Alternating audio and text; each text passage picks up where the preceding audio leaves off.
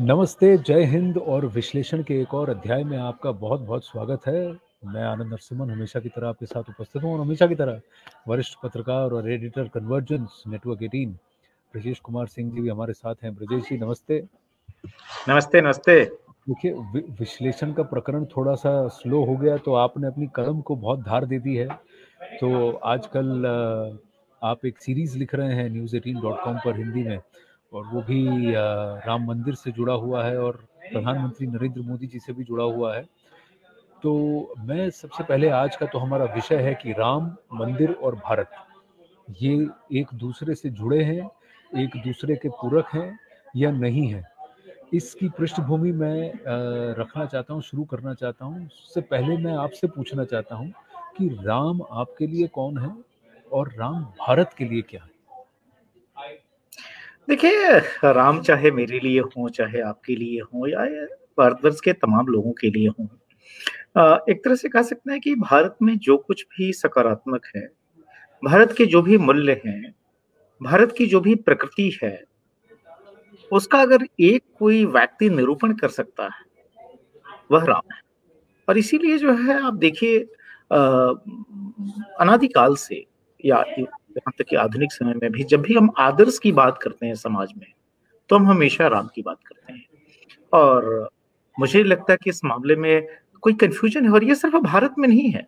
आप ध्यान रखें कि जो रामायण है, रामायण कोई भारत का ग्रंथ नहीं है, या रामचरितमानस की चौपाइयां जो है सिर्फ अकेले भारत में नहीं गुनगुनाई जाती, यह दुनिया के तमाम देशों में इनका असर है। रामायण के तो आप जानते हैं कि कितने सारे वर्जन हैं। रामायण जो है आपको इंडोनेशिया से लेकर और आप मॉरिशस, फिजी, त्रिनिदाद चले जाएं, इन सभी जगहों पर रामायण और रामचरितमानस जो है, यह एक तरह से कह सकते हैं कि सनातन संस्कृति के मूल ग्रंथ रहे हैं। और दुनिया की बाकी जो सभ्यताएं हैं, बाकी जो धर्म हैं, संप्रदाय हैं, उन्होंने भी राम के क्षेत्र से बहुत कुछ सीख लिए। तो मुझे लगता है कि राम जो है, आप जो नॉर्मली जो गलती होती है कि किसी एक पॉलिटिकल फ्रेमवर्क के तहत राम को देखा जाता है, सिर्फ और सिर्फ सियासी कारणों से राम वो नहीं है। राम सर्वग्राही हैं, सर्व समाज के हैं, और जो कुछ भी सकारात्मक है, जो भी आदर्श है, उसके सबसे बड़े प्रतीक हैं राम। आपने रामचरितमानस की बात की, उसको लेकर के तो बहुत कुछ चल रहा है, बहुत कुछ कहा जा रहा है। ये भी कहा जा रहा है कि एक कई सारी कुप्रथाओं की जड़ है रामचरितमानस, उसको जला देना चाहिए, इस ग्रंथ को पढ़ना ही नहीं चाहिए, ये गलत है।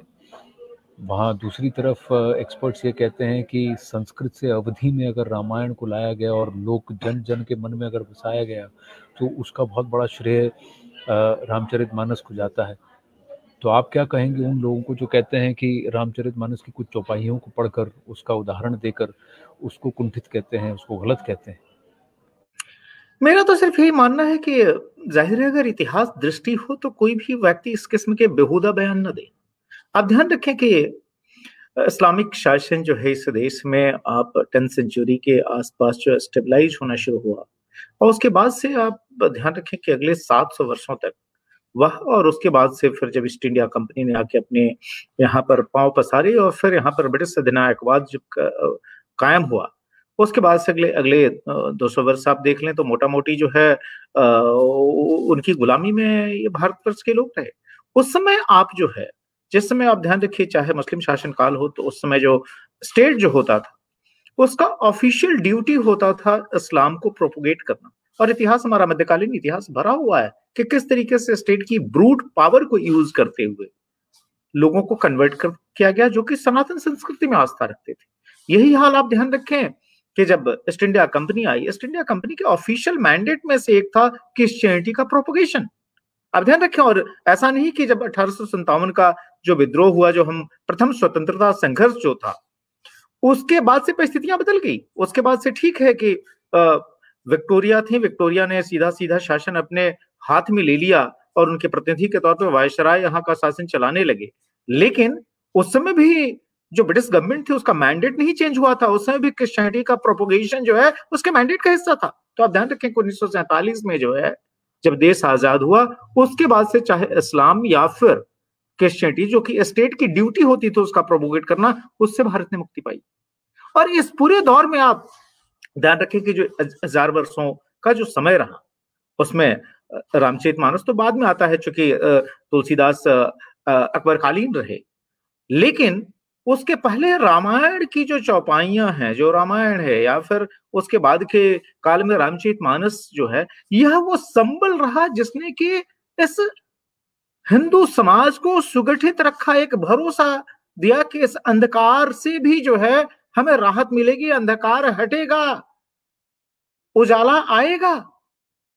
उस ग्रंथ को, और आप ध्यान रखिए कि ये कहने वाले लोग कौन होते हैं, जो एक बाहर के विचार है और बाहर की जो संस्कृति है, और जो कि स्टेट स्पॉन्सर्ड रही। आप ध्यान रखें इस बात का कि चाहे समाजवादी मूल्य हो, चाहे वामपंथी मूल्य हो, चाहे जो है क्रिश्चियनिटी हो, ये तमाम के तमाम जो है, यह इसके पीछे बहुत बड़ी ताकतें रही, जिन्होंने कि पैसे के बल पर, अपने ताकत के बल पर इन विचारों को घुसेड़ा, जो आजादी के बाद से देश के अंदर किस तरीके से कम्युनिस्ट या सोशलिस्ट जो पृष्ठभूमि के जो लोग हैं, उन्होंने स्टेट पावर के अंदर दीमक की तरह घुस के किस तरीके से, चाहे वो मार्क्स, लेनिन या माओ, अब 1962 का पहला युद्ध हुआ था भारत चीन के बीच में, इस देश में तो कम्युनिस्ट पार्टी ऐसी थी जो कि बटी है उसी आधार पर, कॉमरेड माओ का स्वागत करने में लगे हुए थे। उन लोगों के या उनके विचारों से प्रभावित लोग अगर रामायण या रामचरितमानस को गाली दें या फिर उसको कुछ भी अनाप शनाप बोले, मुझे लगता है कि बहुत ध्यान दिए जाने की जरूरत है, और व्यापक हिंदू समाज ध्यान भी नहीं देता, क्योंकि आप ध्यान रखें कि इस देश में जो फ्रीडम ऑफ एक्सप्रेशन इस लेवल तक रहा है कि हिंदू समाज के पथभ्रष्ट तुलसीदास इस तरह की तो पुस्तक छापकर जो है लंबे समय तक बेची गई देश के एक प्रमुख प्रकाशन संस्थान द्वारा। तो मुझे नहीं लगता कि इसमें कोई बहुत विचलित होने की जरूरत है। इस तरह के तत्व हमेशा रहेंगे, लेकिन आप ये ध्यान रखें कि जो समाज का जो बहुतायत है, जो आम आदमी है, उसकी आस्था में कहीं कोई कमी नहीं है। आज भी जो है रामचरितमानस की चौपाइयां, मुझे लगता है कि सबसे सहज सरल ढंग से अगर भारतीय अध्यात्म को समझना है, जीवन मूल्यों को समझना हो, तो रामचरितमानस वो ग्रंथ है। और आपने अवधि की बात की, अवधि में रामचरितमानस है, लेकिन आप ध्यान रखें कि बहुत सारे गुरुओं की भाषा जो कि सनातन फ्रेमवर्क से बाहर थे, या फिर ये कह लें कि जो यहां से प्रेरित होकर उन्होंने अपने अलग अलग मत प्रोपोगेट किए, उनकी भी भाषा जो है सो अवधि रही है। आप जो है, आप गुरु नानक को देख लें, आप जो है यहां तक कि आप जब गुरु ग्रंथ साहब को आप देखेंगे ध्यान से, तो जो है उसमें अवधि के शब्दों की आपको भरमार मिलेगी। तो ऐसा नहीं कि अवधि किसी एक उत्तर प्रदेश की लिमिटेड भाषा थी, अवधि उस समय की प्रोमिनेंट भाषा थी, जो कि बंगाल से लेकर और आप जो है पंजाब तक चले जाइए, उसके बहुत महत्वपूर्ण संतों ने उस भाषा को अंगीकार किया, और उसमें उसके नाम पर कोई राजनीति नहीं थी। यहां तक कि मैं बताऊं, सुदूर असम शंकर देव ने अवधि में साहित्य लिखा। तो आप उसको छोड़ दें कि जो सो यह रामचरितमानस अवधि में है और इसके पीछे यह जो है इसकी वजह से कुरीतियां आई या फिर समाज में इस तरह के बोझ बढ़े, वो जिनको कहना है कहेंगे, लेकिन व्यापक समाज उसकी चिंता नहीं करे। एक और प्रश्न ये आता है कि राम भारत के रोम रोम में क्यों है?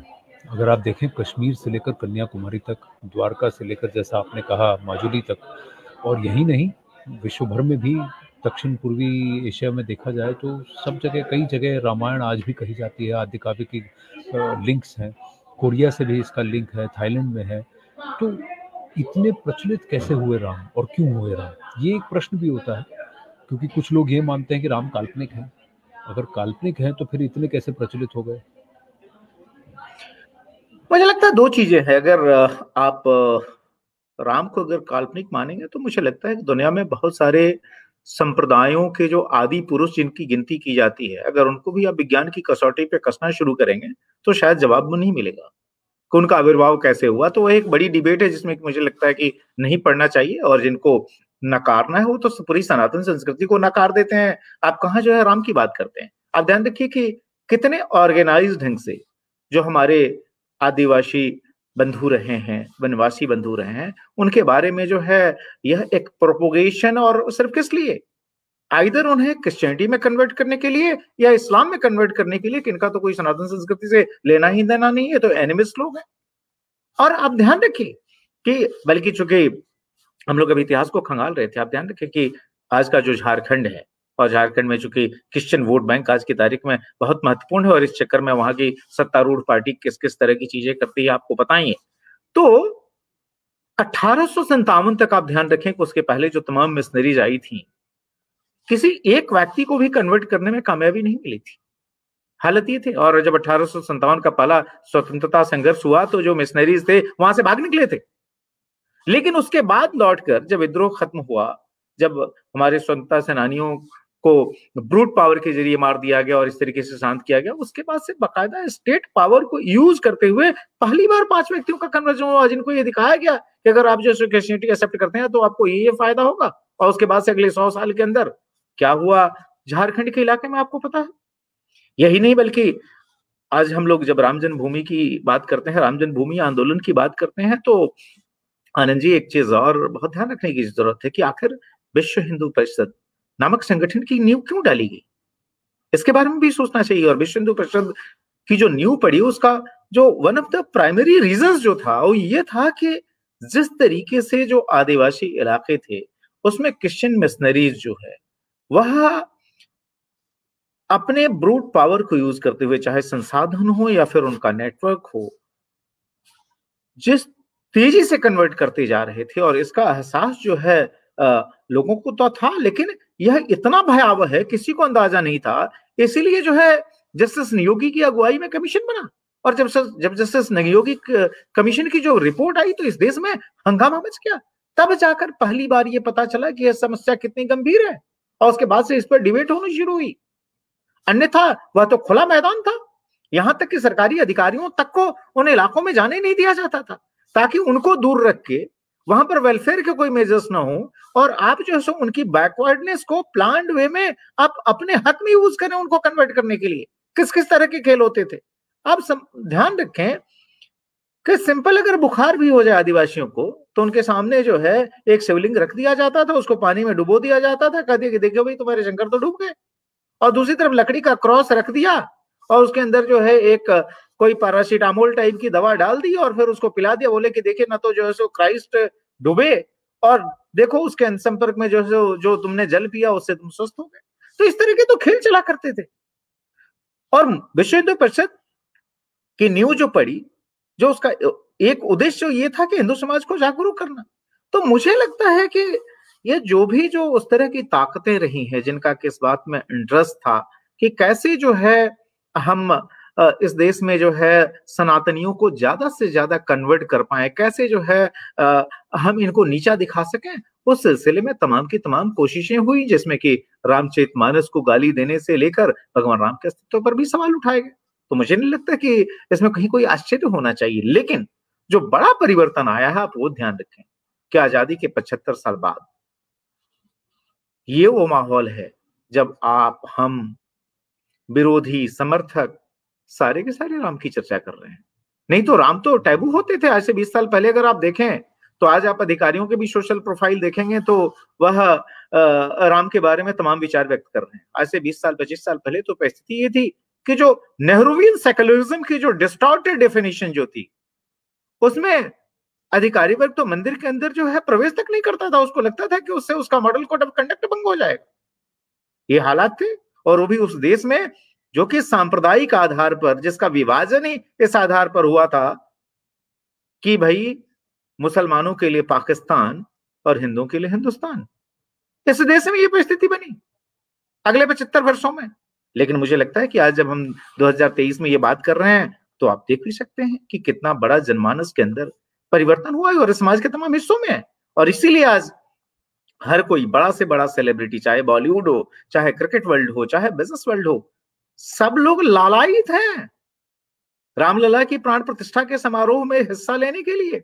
पत्रकार बिरादरी जो आपकी हमारी बिरादरी है, जो कि वो भी भागा करती इन सब चीजों से, आज देख रहे हैं कि विश्व हिंदू परिषद का आमंत्रण हमारे पास आया नहीं। वह जो इंपावरमेंट का एक तरह से कह सकते हैं कि नया जरिया हो गया कि हाँ हम कहीं है, हमारी कोई गिनती होती है। तो मुझे लगता है ये एक बहुत बड़ा चेंज है। और अगर आप देखें तो ये तमाम जो प्रोपोगेशन, जो प्रोपेगेंडा रहा जो सनातन विरोधियों का, वह जो धराशायी हो चुका है आज की तारीख। तो वजह से इसमें एक बात है कि कई लोग ये भी कहते हैं कि अगर नेहरूवियन लीडरशिप नहीं होती, हिंदुस्तान पाकिस्तान कर विभाजन हुआ, धर्म के नाम पर विभाजन हुआ, तो अगर नेहरूवियन लीडरशिप नहीं होती तो ये मसला 47 में ही सुलझ गया होता। राम जन्मभूमि, कृष्ण जन्मभूमि, आदि विश्वेश्वर, ये सारी जो हैं, आप विष्णु स्तंभ की बात ले लें, कुतुब मीनार में वहाँ पर उस जगह की बात ले लें, या फिर मार्तंड मंदिर की बात ले लें, बहुत सारी ऐसी जगहें थी जिनका समाधान उसी वक्त हो जाता और कोई उफ नहीं करता, क्योंकि विभाजन ही धर्म के नाम पर हुआ था। ये ऐसा भी कहते हैं कई लोग, आप मानते हैं इसको? देखिए, अगर आप दुनिया का इतिहास देखें या खुद भारत का अपना इतिहास देखें, तो भी आपको ये बात सही दिखाई पड़ेगी। आप ध्यान रखें कि एक समय औरंगजेब के शासन में जो मारवाड़ की परिस्थिति थी, अजीत सिंह माइनर थे और वहां पर पूरे मारवाड़ की रियासत को एक तरह से मिला लेने की तैयारी थी, बल्कि मिला भी लिया गया था और वहां पर तमाम जो मंदिर जो थे उनको तोड़ के मस्जिद बना दिया गया था। अजीत सिंह जो है मेजर होते हैं, माइनर से मेजर होते हैं, दुर्गादास राठौर उनके सेनापति होते हैं।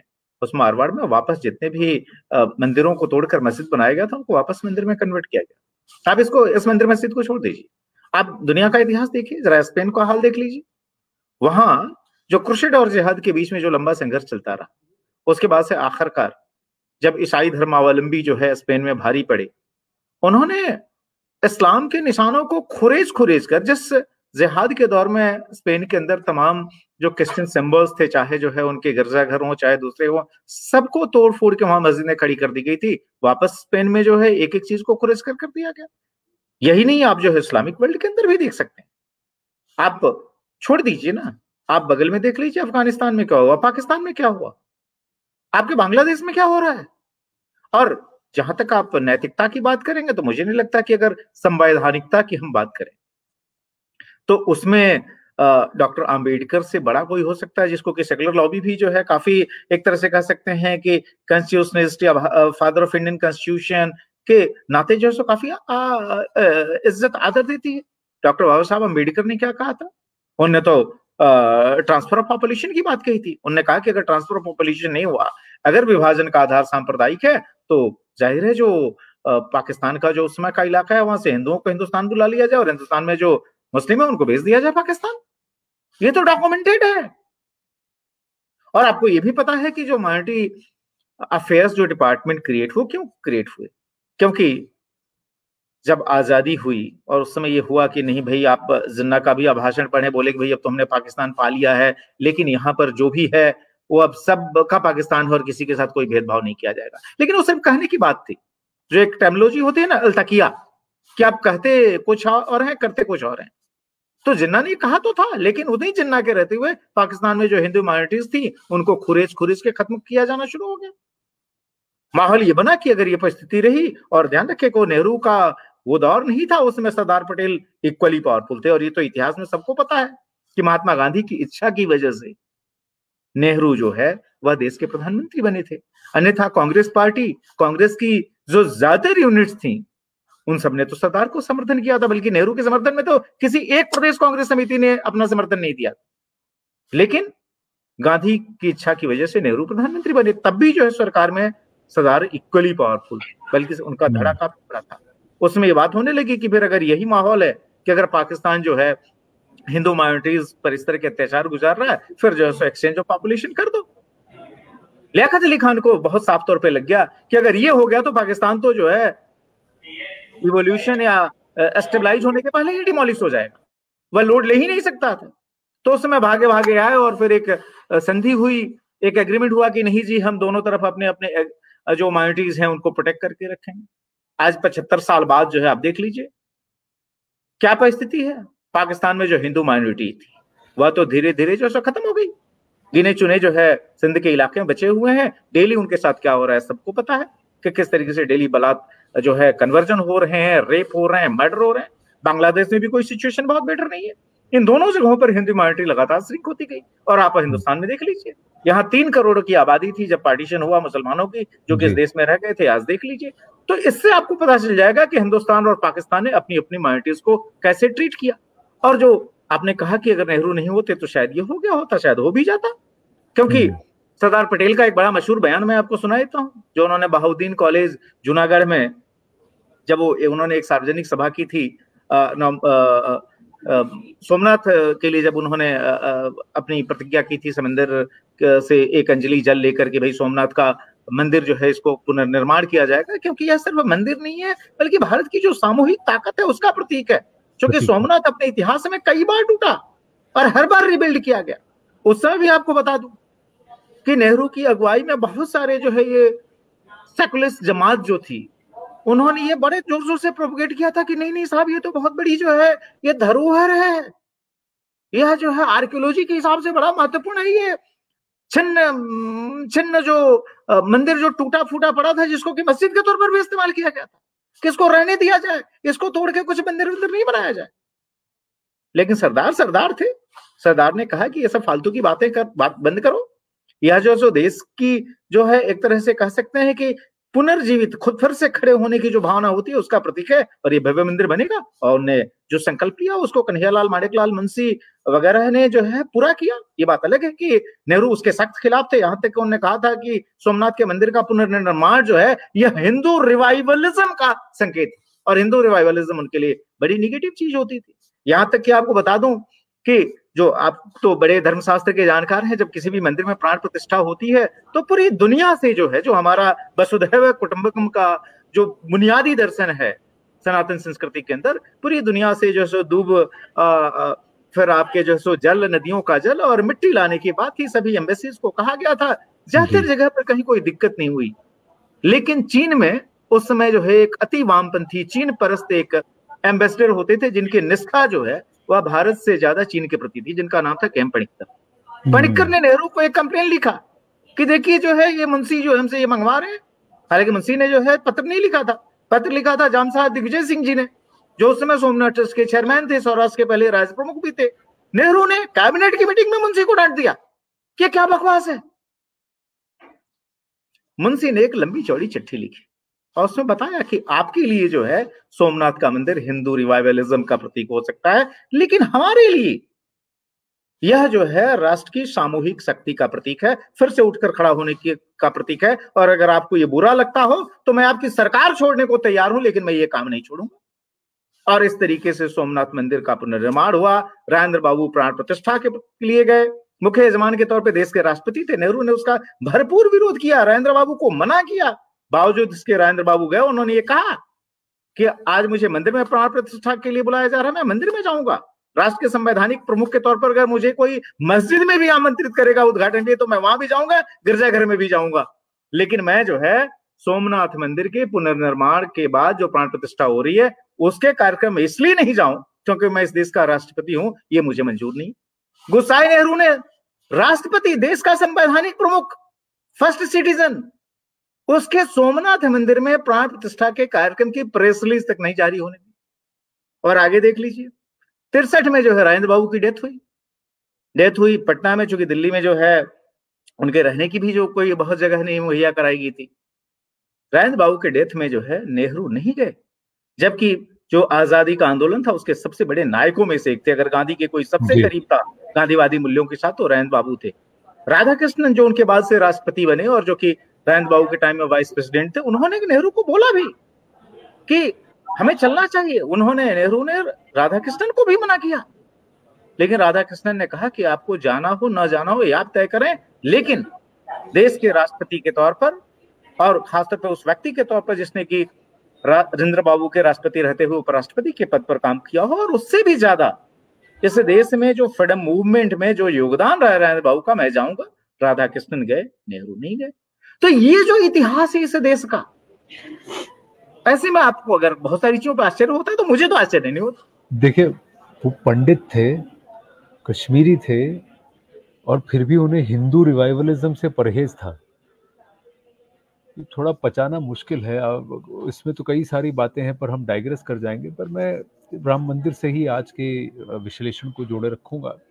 ये भी कहा जाता है ब्रजेश जी कि 92 में इस समस्या का समाधान ऑलमोस्ट तय था, पर सियासत, कुछ लोग उसे अर्जुन सिंह जी को उसका दोषी ठहराते हैं, कुछ लोग आरएसएस को दोषी ठहराते हैं, बाला साहब देवरुस को दोषी ठहराते हैं। ये कहते हैं कि सियासत की वजह से समन्वय नहीं बना, समरसता नहीं हुई, उसका रास्ता नहीं हुआ, मार्ग प्रशस्त नहीं हुआ। कई सारे साधु मुनि थे जो कहते हैं कि समाधान हो गया था, मंदिर बन जाता और सबकी सर्वसम्मति से वही मंदिर बन जाता, 92 में ही बन जाता। या ये सही है? क्या घटा था उस वक्त? देखिए, सियासत तो हमेशा से हावी रही है, लेकिन एक चीज मैं बता सकता हूँ। अगर आप चंद्रशेखर की जो सरकार थी, जो कि वीपी सिंह की सरकार जब गिरी और उसके बाद से चंद्रशेखर की सरकार आई, तो जिस तरीके से चौधरी चरण सिंह की सरकार को समर्थन देके और फिर इन मौके पे समर्थन खींच लिया था इंदिरा गांधी ने, वैसा ही इंदिरा गांधी के बेटे राजीव गांधी ने भी किया था कि जब चंद्रशेखर जी की सरकार बनवाई गई और फिर जब चंद्रशेखर जी पॉपुलर होने लगे, चंद्रशेखर ने अब बहुत कम समय रहा, लेकिन आप ध्यान रखिए कि इस देश में जो बैलेंस ऑफ पेमेंट क्राइसिस जो क्रिएट हुआ, उसी समय क्रिएट हुआ। और जाहिर है वह चंद्रशेखर की देन नहीं थी, वह जो है पूर्ववर्ती सरकारों की और पिछले 20 सालों से जो नीति चली आ रही थी, जो हमारा फाइनेंशियल डिसिप्लिन नहीं था, उसकी वजह से वो समस्या एग्रीवेट हुई थी। ऐसा थोड़ी था कि एक दिन में देश की अर्थव्यवस्था डूब जाती है। लेकिन चंद्रशेखर ने उसको भी बहुत ही कहते हैं कि सावधानी से उसको हैंडल किया। जाहिर है शॉर्ट टर्म में आपको सोना गिरवी रखना पड़ा, और चंद्रशेखर ने जब ये फैसला किया था तो उन्होंने कहा था कि इतिहास मुझे इसके लिए कभी माफ नहीं करेगा, लेकिन मेरे पास इसके अलावा कोई विकल्प नहीं है। जाहिर है चंद्रशेखर उसके लिए दोषी नहीं थे, दोषी वो लोग थे।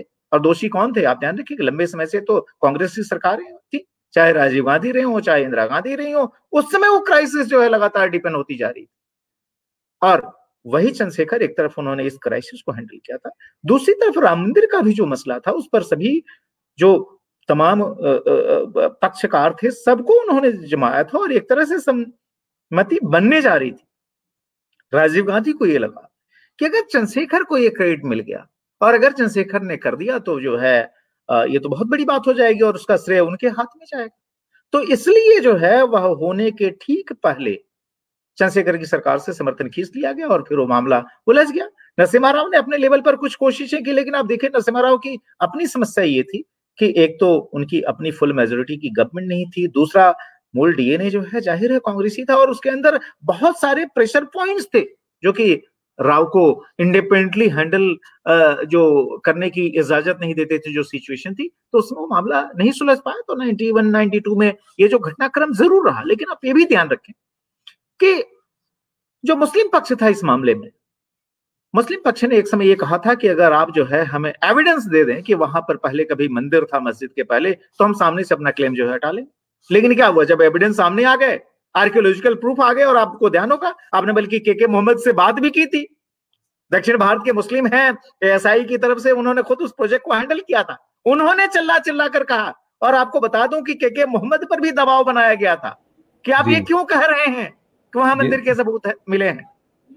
75-76 में वो बतौर एक स्टूडेंट, हम तो नहीं मानते जी, बीबी लाल जी के साथ वो गए थे और 90 में उनके खिलाफ इंक्वायरी बिठाई गई थी क्योंकि उन्होंने पत्र लिखा था खुलेआम, और आरसी त्रिपाठी जी के अंदर उनको इंक्वायरी हुई थी और कहीं ना कहीं उन्होंने गीता के 3रे अध्याय के 2 श्लोक पढ़ दिए ये कहकर कि लोगों की भलाई के लिए, जनता की भलाई के लिए, ह्यूमैनिटी की भलाई के लिए उसको यही कहा जाता है कि मुझे ये काम करना पड़े, कर तुम असी, तो मुझे ये काम करना पड़ा और मैंने किया। फिर तीसरा उन्होंने कहा कि 3.25 है भगवत गीता का, जहां उन्होंने कहा कि देखिए मैंने अपना काम कर दिया, अब मेरा काम करने के लिए आप मुझे मृत्यु की भी सजा सुनाएंगे तो भी मुझे चलेगा। तो त्रिपाठी जी पहले बिनक गए थे, बोले कि तुम भाई मुसलमान होके मुझ जैसे पंडित को, इलाहाबाद के पंडित को तुम मुझे संस्कृत सिखाओगे और गीता पढ़ाओगे। पर दूसरा जब उन्होंने कहा वाक्य तो त्रिपाठी जी बोले देखो आप मुसलमान हैं, आप आर्कियोलॉजिस्ट हैं, आपने मान लिया आप जो कह रहे हैं सही है, पर मुझ पर प्रेशर है कि मैं आपके खिलाफ एक्शन लूं, इसीलिए मुझे आपके खिलाफ एक्शन लेना पड़ेगा, पर आपका कोई भी वाक्य असत्य नहीं है, ये भी कह दिया उनको। और फिर रात में आई थिंक माधवन जी थे और कई सारे लोग थे उस वक्त के जो वरिष्ठ आईएएस ऑफिसर्स, तो उन्होंने प्रिवेल किया। फिर लास्ट में उनको कोई सजा नहीं, बस ट्रांसफर किया गया, तात्कालिक उनको औपचारिक तौर पर ट्रांसफर किया गया, उनको गोवा ट्रांसफर कर दिया गया के मोहम्मद जी। तो ये प्रकरण है और बहुत इंटरेस्टिंग बातचीत सामने आती है कि कई जगह ऐसा लगता है कि पॉलिटिक्स था कि जो चाहता था, पर देखिए हिंदुस्तान में ऐसी क्या राजनीति, ब्रजेश जी, कई बार में ये प्रश्न मेरे मन में आता है कि ऐसी क्या राजनीतिक परिस्थिति थी कि हिंदुस्तान में हिंदू लीडर्स जो चुने गए, हिंदुओं द्वारा, अधिकांश हिंदुओं द्वारा चुने गए लीडर्स हिंदुओं के खिलाफ ही काम कर रहे थे, जबकि ये कहा जाता है कि मुस्लिम समाज में समरसता थी, मुस्लिम समाज तैयार भी हो जाता। ये मेरे को कभी समझ में नहीं आया। कभी आपने इस पर मंथन किया है? ये उस वक़्त का प्रकरण क्या था? या फिर ये सिर्फ़ लेफ्टिस्ट थे, जो मार्क्सवादी थे, जिनकी वजह से ये पूरा क्लेश हुआ? देखिए, 2-3 चीज़ें बहुत महत्वपूर्ण हैं। आप ध्यान रखें कि एक तो जो इस्लाम के अपने सिद्धांत हैं, वो ये कहते हैं कि कभी किसी डिस्प्यूटेड जगह पर मंदिर अगर रहा हो, यानी मतलब मंदिर रहा हो ऐसी डिस्प्यूटेड जगह पर, या मंदिर ना हो, कोई और भी अगर धार्मिक इमारत किसी और पंथ संप्रदाय की रही हो, तो वहां पर जो है सो मस्जिद नहीं बनाई जा सकती। यह पहला उसूल है। तो उसके हिसाब से अगर देखें तो बाबरी मस्जिद जो है, डे वन से वह मस्जिद हो ही नहीं सकती थी, क्योंकि यह एक मंदिर को तोड़कर बनाई गई थी और उसको लेकर विवाद शुरू से रहा। और ये ध्यान रखें कि बाबरी मस्जिद जो बनाई गई थी तोड़कर, एक तो मस्जिद भी उसको कहना ठीक नहीं होगा, बाबरी ढांचा कह लें, क्योंकि मस्जिद के साथ भी कुछ ग्रामर है कि भाई प्रॉपर मीनार होनी चाहिए, फिर जो सो चबूतरे होने चाहिए। ये सारी की सारी चीजें वहां लैकिंग थी। आप ध्यान रखें कि वह जो गुंबज थी, वह जो हमारे पुराने हिंदू स्थापत्य हैं, एक तरह से उसी के आसपास थी। थोड़ा बहुत जो सो खटाखट उसको ये करके चेंज करके उसको नहीं, कर पर दिया गया उसमें था। तो सबसे बड़ी बात है कि मस्जिद तो वक्फ की ज़मीन पर और क्लियर टाइटल की ज़मीन पर बनाई जानी चाहिए, जिस पर कोई इससे पहले कोई ढांचा ना हो। तो सबसे पहले बेसिक ये है कि वहीं पर नमाज कबूल होती है, कि आपकी जो इबादत है तभी ऐसी जगह कबूल होती है जो कि एक क्लियर टाइटल वाली प्रॉपर्टी में हो, जो भी वक्फ ज़बरदस्ती हथियाई नहीं गई हो, जो दी गई हो। ऐसी प्रॉपर्टी ये भी कुछ आई थिंक इस्लाम के अंदर ही टेनेट्स है, मैं ज़्यादा नहीं जानता, पर जहाँ तक मुझे बताया गया है। नहीं नहीं, इसीलिए मैंने कहा ना कि वो जो डिस्प्यूटेड अगर कोई जगह है तो वहां पर नमाज अदा की ही नहीं जा सकती, ना ही वहां मस्जिद बनाई जा सकती है। जो आपने आपने भी उसी चीज को कहा। तो एक तो पहली चीज ये है। दूसरा ये था कि ऐसा नहीं था कि कोई 1948-49 में जाकर हिंदू समाज जागा। जब से मीर बाकी ने रामलला के उस भव्य मंदिर को गिराया था, उसके बाद से लगातार हिंदुओं ने उसको वापस हासिल करने के लिए संघर्ष किया। हजारों की तादाद में लोगों ने अपनी कुर्बानियां दी हैं, वहां जान दी है, चाहे साधु संत हो, आसपास के राजा महाराजा हो, स्थानीय लोग हों। एक पूरा वहां समुदाय है जिसने कि उस मंदिर के टूटने के बाद से फिर कभी सेलिब्रेट नहीं किया। वो इंतजार करते हैं कि कब वापस जो है सो रामलला का भव्य मंदिर यहाँ पर बने। तो ये लगातार यह जो है 400 सालों तक यह विवाद पूरा का पूरा चलता रहा है। ऐसा नहीं कि कोई जो है या अचानक 15 अगस्त 1947 को भारत के आजाद होने के बाद से कोई पैदा हो गया। और उसके बाद जो है एक चीज तो बहुत क्लैरिटी थी, भाई वहां पर नमाज कभी भी अदा नहीं हुई है लगातार। दूसरी बात ये कि वहां रामलला का मंदिर था, इसको लेकर भी कोई डिस्प्यूट नहीं रहा। अयोध्या के ट्रेडिशन है। आप ये भी ध्यान रखें, आज इस चीज को आनंद जी लोगों को नॉर्मली याद नहीं आता कि जो लखनऊ जो है यूनाइटेड प्रोविंस की जो राजधानी बनी, यानी जो हम पुराने जो अवध आप कहें, अवध की राजधानी लखनऊ तो बहुत बाद में बनी है। पहले तो अयोध्या ही हुआ करती थी। और ये अयोध्या जो है, आप ध्यान रखिए कि अयोध्या से राजधानी का जो ट्रांसफर है, यह पिछले 300 साल के अंदर की घटना है। तो अयोध्या जो है, अयोध्या का क्या महत्व था, वह जो है वह वेल एस्टेब्लिश्ड है। और आज जो है मतलब देखिए, जिस तरीके से अयोध्या में डेवलपमेंट हो रहा है, जिस तरीके से वहां पर एक बार फिर से तमाम जो है लोगों का जमावड़ा हो रहा है, माहौल तो यही लग रहा है कि वह फिर से कहीं अपनी खोई हुई ग्लोरी ना हासिल कर ले, फिर कहीं जो है वो राजधानी ना बन जाए। जो कि वाकई राजधानी थी। राजधानी किसकी थी? जाहिर है वो मर्यादा पुरुषोत्तम राम और उनके पूर्वज, उनके बाद के लोगों की राजधानी थी। और यह जो है इतिहास से सिद्ध है। अन्यथा क्या कारण था कि अवध की राजधानी जो है अयोध्या हुआ करती थी? कोई तो जी, बताए। वह राम जिसको ही थे। कोई तोड़ नहीं सकता, जिसको कोई भेद नहीं सकता, वही अयोध्या थी। और आज ही जब हम बात कर रहे हैं तो अभी ये न्यूज़ फ्लैश आया है कि कैबिनेट ने इस बात को साइन कर दिया, एग्रीमेंट कर दिया, हामी भर दिया कि इसे अंतर्राष्ट्रीय एयरपोर्ट का दर्जा दिया जाए। अयोध्या की जो एयरपोर्ट है तो वो वाल्मीकि अंतर्राष्ट्रीय हवाई अड्डा हो जाएगी, स्वामी वाल्मीकि। तो ये एक और बात है। पर देखिए 34 मिनट हो गए हमारी वार्ता को, तो एक 10 मिनट का समय और लेते हुए मैं बस अंतिम एक अध्याय पर मैं आपका आकर्षण और आपके आपके व्यूज चाहूँगा कि ये बताइए, राम व्यक्ति को नहीं वृत्ति को प्राप्त हुई संज्ञा है। राम हमारा चिंतन दर्शन प्रीति प्रकृति प्रज्ञा है। राम चिरंतन जीवन मूल्यों का स्वर्णिम शिखर है। राम हमारी संस्कृति का सारस्वत हस्ताक्षर है। राम हमारा धर्म, हमारा कर्म, हमारी गति है। राम हमारी शक्ति, हमारी भक्ति, हमारी स्तुति है। बिना राम के आदर्शों का चरमोत्कर्ष कहाँ है? बिना राम के इस भारत में भारतवर्ष कहाँ है।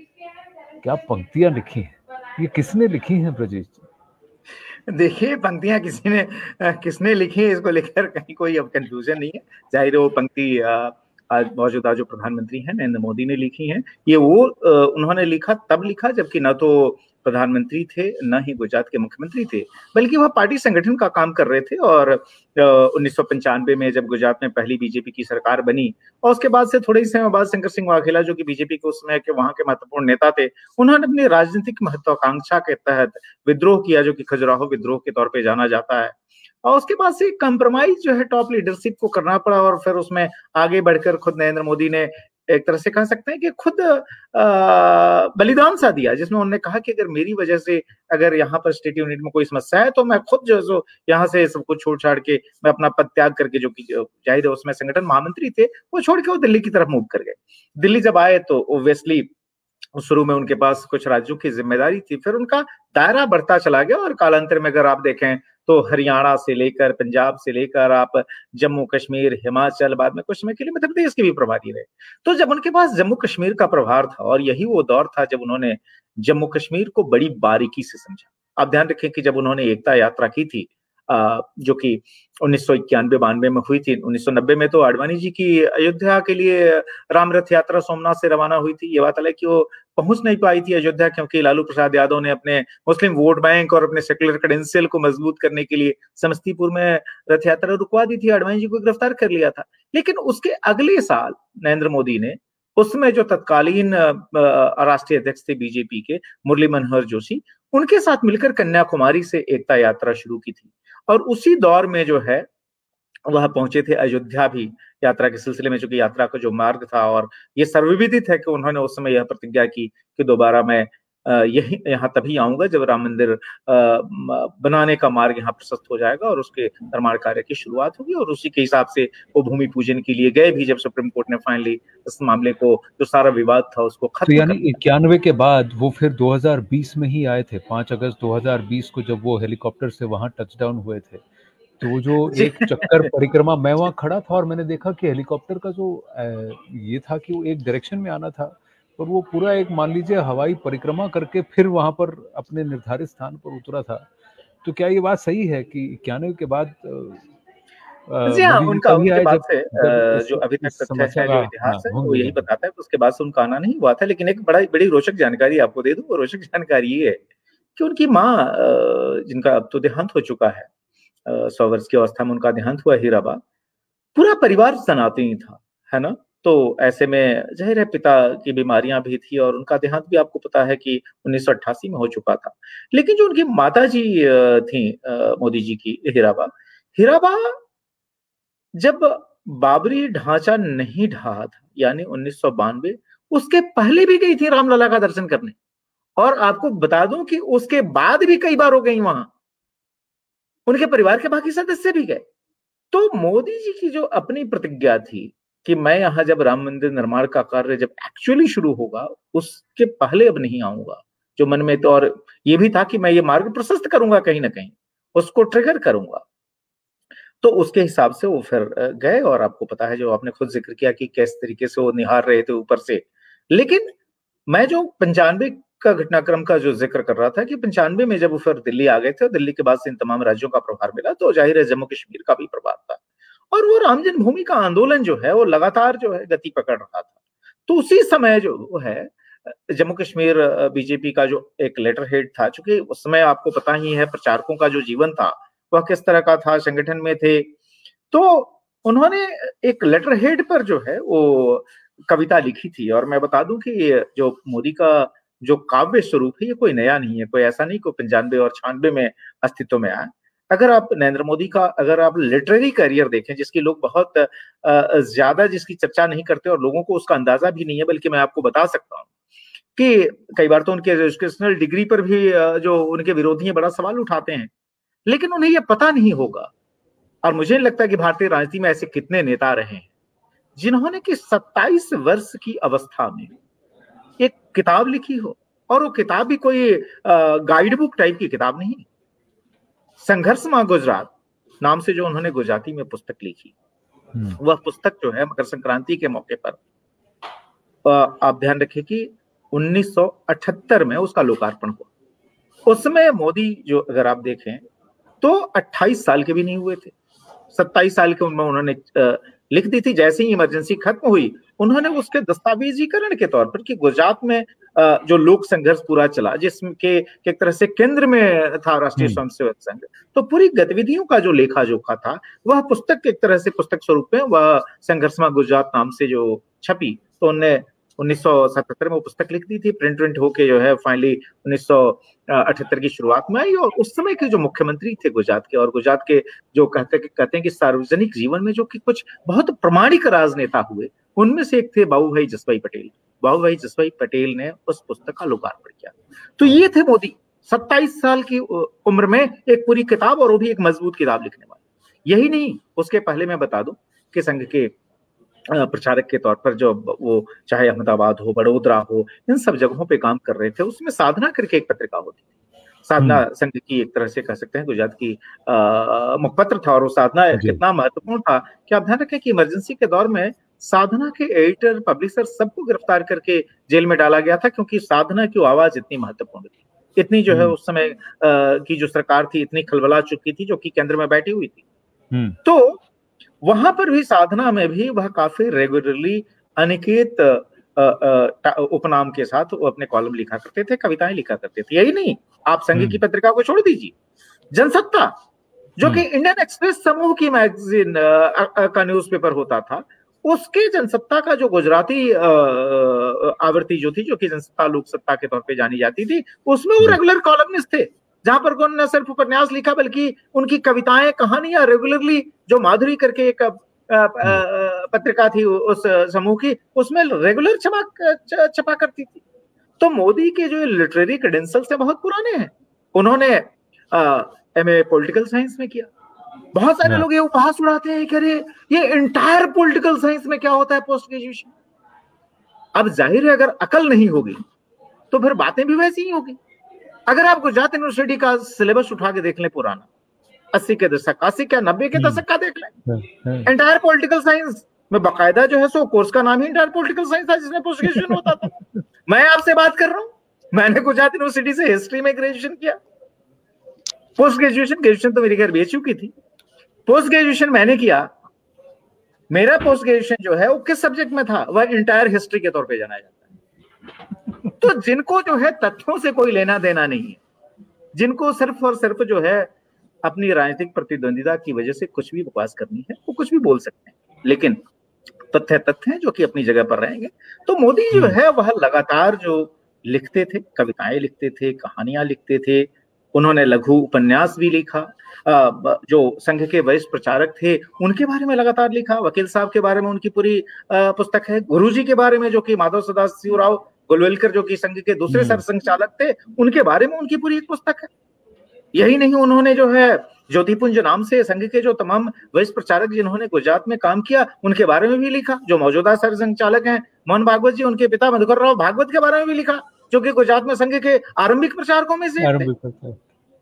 तो उनके अपनी लिटरेरी क्रेडेंशियल, उनकी भाषा जो है, चूंकि आप भी मिल चुके हैं उनसे, तो आप जानते हो काव्यमय भाषा है। वो जो कुछ भी, अगर वो गद्य भी लिखते हैं तो पद्यात्मक अंदाज में होता है। तो वो जो उन्होंने कविता लिखी वह कोई अचानक नहीं थी, वह उनका थॉट प्रोसेस ही वैसे है। और इसीलिए राम को उन्होंने उस तरीके से निरूपित किया कि राम जो है भारत के लिए क्या है, राम क्या कम्युनिकेट करते हैं, और राम के बिना कैसे भारतवर्ष की कल्पना नहीं की जा सकती। तो मुझे लगता है कि आपने जो कविता रेफर की उसके बारे में यह इतनी पृष्ठभूमि पर रखते हैं। नहीं, बिल्कुल सही पृष्ठभूमि है। और राम के बिना भारतवर्ष की कल्पना नहीं हो सकती। यहीं पर हम अल्प विराम देते हैं, इस वादे के साथ कि अगले हफ्ते इसका दूसरा चरण राम मंदिर और भारत का विश्लेषण का आपके साथ होगा, यहीं पर न्यूज़ 18 इंडिया के पटल पर, डिजिटल पटल पर। तब तक के लिए बहुत बहुत धन्यवाद ब्रिजेश जी, मजा आया। धन्यवाद आपका भी, इतने सुंदर ढंग से इस बड़े ही जटिल विषय को सामने रखने के लिए। जल्दी ही मिलते हैं जी, नमस्ते।